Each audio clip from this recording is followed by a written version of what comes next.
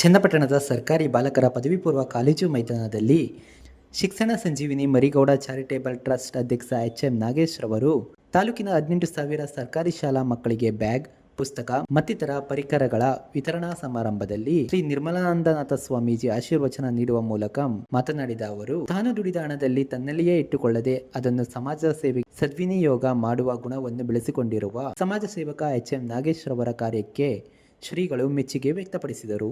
ಪರಮ ಪವಿತ್ರವಾದ ವೇದಿಕೆಯ ದಿವ್ಯ ಸಾನ್ನಿಧ್ಯವನ್ನು ವಹಿಸಿರುವ ಸ್ಫಟಿಕಪುರಿ ಮಹಾಸಂಸ್ಥಾನ ಮಠದ ಪರಮ ಪೂಜ್ಯ ಜಗದ್ಗುರು ಶ್ರೀ ಡಾಕ್ಟರ್ ನಂಜಾವಧೂತ ಮಹಾಸ್ವಾಮೀಜಿಯವರ ಶ್ರೀ ಸನ್ನಿಧಿಯಲ್ಲಿ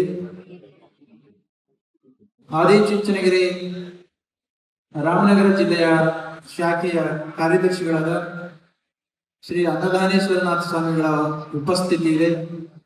ವೇದಿಕೆಯಲ್ಲಿ ಸಂಸದರಾಗಿರ್ತಕ್ಕಂಥ ಸಿ.ಎನ್. ಮಂಜುನಾಥ್ ರವರಾಗಿ ವೇದಿಕೆಯಲ್ಲಿ ಇರ್ತಕ್ಕಂಥ ಎಲ್ಲ ಆತ್ಮೀಯರೇ, ಸೇವಾ ಬಂಧುಗಳೇ, ಮಾತೆಯರೇ, ಪ್ರೀತಿಯ ಮಕ್ಕಳೇ, ಮಾಧ್ಯಮ ಸ್ನೇಹಿತರೆ, ಇದು ಮಕ್ಕಳ ಕೇಂದ್ರಿತ ಕಾರ್ಯಕ್ರಮ ಆಗಿರೋದ್ರಿಂದ, ಸೇವಾ ಕಾರ್ಯಕ್ರಮ ಆಗಿರೋದ್ರಿಂದ ಮಕ್ಕಳಿಗೆ ಪರಿಕರಗಳನ್ನು ಕೊಡುವ ಕಾರ್ಯ ಇನ್ನು ಉಳಿದಿರೋದ್ರಿಂದ ಹೆಚ್ಚು ಮಾತನಾಡಲಿಕ್ಕೆ ಹೋಗದೆ ಎಚ್.ಎಂ. ನಾಗೇಶ್ ಅವರು ಎನ್ವಿರಾನ್ಮೆಂಟಲ್ ಎಂಜಿನಿಯರ್. ಪರಿಸರವನ್ನು ಕಾಪಾಡ್ತಕ್ಕಂಥ ಅವಶ್ಯಕತೆ ಇವತ್ತು ಎಷ್ಟು ಅವಶ್ಯಕತೆ ಇದೆ ನಿಮ್ಗೆ ಗೊತ್ತಿದೆ. ಅದನ್ನ ಉಳಿಸಿ ಬೆಳೆಸ್ತಕ್ಕಂಥ ಎಂಜಿನಿಯರಿಂಗ್ ಪದವಿಯನ್ನು ಪಡ್ಕೊಂಡು ಒಂದು ಕನ್ಸಲ್ಟೆನ್ಸಿಯನ್ನ ಪ್ರಾರಂಭ ಮಾಡಿ ಇತ್ತೀಚಿನ ವರ್ಷಗಳಲ್ಲಿ ಯಾವುದೇ ಒಂದು ಕಟ್ಟಡವನ್ನು ಪ್ರಾರಂಭ ಮಾಡಬೇಕು ಅಂದ್ರೆ ಬಯೋಡೈವರ್ಸಿಟಿ, ಜೀವ ವೈವಿಧ್ಯಕ್ಕೆ ತೊಂದರೆ ಆಗದ ರೀತಿಯಲ್ಲಿ ಕಟ್ಟಡಗಳ ನಿರ್ಮಾಣ ಆಗಬೇಕು, ಸೌಧಗಳ ನಿರ್ಮಾಣ ಆಗಬೇಕು. ಅದಕ್ಕೆ ಸರ್ಟಿಫಿಕೇಟ್ಸ್ ಗಳನ್ನ ತಗೊಳ್ಬೇಕು ಅಂತಂದ್ರೆ ತುಂಬಾ ಪ್ರಯಾಸದ ಕೆಲಸ.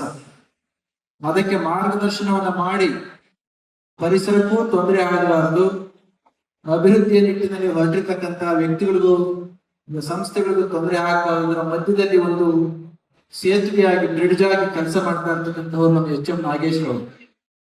ಇಂತಹ ಒಂದು ಹೊತ್ತಿನಲ್ಲಿ ನಾಗೇಶ್ ತಾನು ದುಡಿದ ಹಣ, ತನ್ನಲ್ಲಿ ಬಂದಂತ ಹಣವನ್ನ ಕೇವಲ ಸಂಸಾರಕ್ಕಷ್ಟೇ ಉಪಯೋಗಿಸಿದರೇನೆ ಸಮಾಜದ ಸೇವೆಯನ್ನೂ ಕೂಡ ಮಾಡಬೇಕು ಅನ್ನೋ ಕಾರಣಕ್ಕೋಸ್ಕರ ತಂದೆ ಹೆಸರಿನಲ್ಲಿ ಪ್ರಾರಂಭಿಸಿದ ಚಾರಿಟಬಲ್ ಟ್ರಸ್ಟ್ ಹಲವಾರು ಸೇವಾ ಕಾರ್ಯಕ್ರಮಗಳನ್ನು ಮಾಡೋದ್ರ ಜೊತೆಯಲ್ಲಿ ಇವತ್ತು ಪ್ರತಿಭಾ ಪುರಸ್ಕಾರವನ್ನು ಮಾಡತಕ್ಕಂಥದ್ದು, ಮಕ್ಕಳಿಗೆ ಸಾಮಗ್ರಿಗಳನ್ನು ಕೊಡುವ ಕಾರ್ಯಕ್ರಮ ಮಾಡಿದರೆ ತುಂಬಾ ಸಂತೋಷ.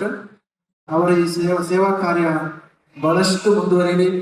ವಿವೇಕಾನಂದರು ಮತ್ತೆ ಮತ್ತೆ ಹೇಳ್ತಾ ಇದ್ರು, ಬದುಕಿದ್ದಾಗ ಯಾರು ಪರರ ಸೇವೆಯನ್ನ ಮಾಡ್ತಾರೋ ಸತ್ತ ಮೇಲೆ ಕೂಡ ಬದುಕಿರ್ತಾರಂತೆ. ಆದ್ರೆ ಸ್ವಾರ್ಥಕ್ಕೋಸ್ಕರ ತನಗೆ ಮಾತ್ರ ಬದುಕತಕ್ಕಂಥ ವ್ಯಕ್ತಿ ಬದುಕಿದಾಗಲೂ ಕೂಡ ಸತ್ತ ಆಗಿರ್ತಾನೆ, ಸತ್ತ ಮೇಲಂತೂ ಸತ್ತಾಗಿ ಹೋಗ್ತಾನೆ. ಅದಕ್ಕೋಸ್ಕರ ಸೇವೆಯ ಮಹತ್ವನ ತಿಳಿಸ್ತಕ್ಕಂಥ ಈ ಒಂದು ಪವಿತ್ರ ಕಾರ್ಯಕ್ರಮ ತುಂಬಾ ಸಾಕಾರಗೊಂಡಿದೆ. ಈ ಕಾರ್ಯಕ್ರಮಕ್ಕೆ ರವಿ ಸುಬ್ರಹ್ಮಣ್ಯ ಅವರು, ಶಾಸಕರು, ಅವರು ಕೂಡ ಬಂದಿದ್ದಾರೆ. ನಮ್ಮ ಒಕ್ಕಲಿಗರ ಸಂಘದ ಎಲ್ಲ ಪದಾಧಿಕಾರಿಗಳು ಕೂಡ ಬಂದಿದ್ದಾರೆ. ನಮ್ಮ ಚನ್ನಪಟ್ಟಣದ ನಾಗರಿಕರು ಬಹಳಷ್ಟು ಜನ ಬಂದಿದ್ದೀರಿ. ನಿಮ್ಮೆಲ್ಲರನ್ನು ಕೂಡ ಈ ಸಂದರ್ಭದಲ್ಲಿ ನೆನಪು ಮಾಡಿಕೊಂಡು ಸೇವೆ ನಮ್ಮ ಬದುಕಿನ ಭಾಗವಾಗಬೇಕು. ಪ್ರತಿಭಾ ಪುರಸ್ಕಾರವನ್ನು ಪಡ್ಕೊಂಡಂತ ಮಕ್ಕಳು ತಾವು ಎಲ್ಲೆಲ್ಲಿ ಸಹಾಯವನ್ನು ಪಡ್ಕೊಡ್ತಿರೋ ಅಲ್ಲಿಗೆ ಋಣಿಗಳಾಗಿರ್ತಕ್ಕಂತಹದನ್ನು ನಾವು ಮರಿಬಾರದು. ಪ್ರತಿಭೆ ಒಂದೇ ಸಾಲದು, ಪ್ರತಿಭೆಯ ಜೊತೆಯಲ್ಲಿ ಮಾನವೀಯ ಅಂತಃಕರಣನೂ ಕೂಡ ಅಂತಿರ್ತಕ್ಕಂಥದ್ದು. ಪ್ರತಿಭೆಗಳನ್ನ ಗುರುತಿಸ್ತಕ್ಕಂಥದ್ದು ಆಯಾಯ ಕಾಲದ ನಾಗರಿಕ ಸಮಾಜದ ಒಂದು ಕರ್ತವ್ಯ. ಒಂದು ವೇಳೆ ಪ್ರತಿಭೆಗಳು ಆಂಟಿ ಸೋಷಿಯಲ್ ಎಲಿಮೆಂಟ್ಸ್ ಕೈನಲ್ಲಿ ಸಿಗಾಕೊಂಡದ್ದೇ ಆದ್ರೆ, ಸಮಾಜ ವಿದ್ರೋಹಿ ವ್ಯಕ್ತಿಗಳ ಕಡೆ ಸಿಗಾಕೊಂಡದ್ದೇ ಆದ್ರೆ ದೇಶ ನಷ್ಟವನ್ನು ಅನುಭವಿಸಬೇಕಾಗುತ್ತೆ. ಅದಕ್ಕೆ ಆಯಾ ಕಾಲಕ್ಕೆ ಪ್ರತಿಭೆಗಳನ್ನ ಗುರುತಿಸಿ ಶಿಷ್ಟ ಸಮಾಜಕ್ಕೆ, ಸ್ವಚ್ಛ ಸಮಾಜವನ್ನು ನಿರ್ಮಾಣ ಮಾಡ್ಲಿಕ್ಕೋಸ್ಕರ ಸೇವಾ ಕಾರ್ಯಕ್ಕೆ ತೊಡಗಿಸ್ಬೇಕು ಅಂತಂದ್ರೆ ಅವರನ್ನ ಗುರುತಿಸ್ತಕ್ಕಂಥ ಕೆಲಸವನ್ನ ಮಾಡತಕ್ಕಂಥದ್ದು ಅನಿವಾರ್ಯ. ಈ ಹಿಂದಿನ ಇತಿಹಾಸಗಳನ್ನ ನೋಡಿದ್ದೇವೆ. ಒಬ್ಬ ಕರ್ಣನನ್ನ ಅಂದಿನ ನಾಗರಿಕ ಸಮಾಜ ಗುರುತಿಸದೆ ಹೋದದಕ್ಕೆ ಪ್ರತಿಭೆ ಒಬ್ಬ ದುಷ್ಟನ ಪಾಲಾದ್ರಿಂದ ಒಂದು ಮಹಾಭಾರತ ಯುದ್ಧಕ್ಕೆ ನಾಂದಿ ಆಗಲು ಸಾಧ್ಯ ಆಯಿತು. ಸ್ಫಟಿಕಪುರಿ ಮಹಾಸಂಸ್ಥಾನದ ಮಠದ ಪೀಠಾಧ್ಯಕ್ಷರಾದ ನಂಜಾವಧೂತ ಸ್ವಾಮೀಜಿ, ಬೆಂಗಳೂರು ಗ್ರಾಮಾಂತರ ಲೋಕಸಭಾ ಕ್ಷೇತ್ರದ ಸಂಸದರಾದ ಡಾಕ್ಟರ್ ಸಿ.ಎನ್. ಮಂಜುನಾಥ್ ಮಾತನಾಡಿದರು. ಇದೇ ಸಂದರ್ಭದಲ್ಲಿ ರಾಮನಗರ ಆದಿಚುಂಚನಗಿರಿ ಶಾಖಾ ಮಠದ ಅನ್ನದಾನೇಶ್ವರ ಸ್ವಾಮೀಜಿ, ಚನ್ನಪಟ್ಟಣ ತಾಲೂಕಿನ ಗೌಡಗೆರೆಯ ಚಾಮುಂಡೇಶ್ವರಿ ದೇವಸ್ಥಾನದ ಧರ್ಮದರ್ಶಿಗಳಾದ ಡಾಕ್ಟರ್ ಮಲ್ಲೇಶ್ ಗುರೂಜಿ, ಬಸವನಗುಡಿ ಕ್ಷೇತ್ರದ ಶಾಸಕ ಎಲ್.ಎಂ.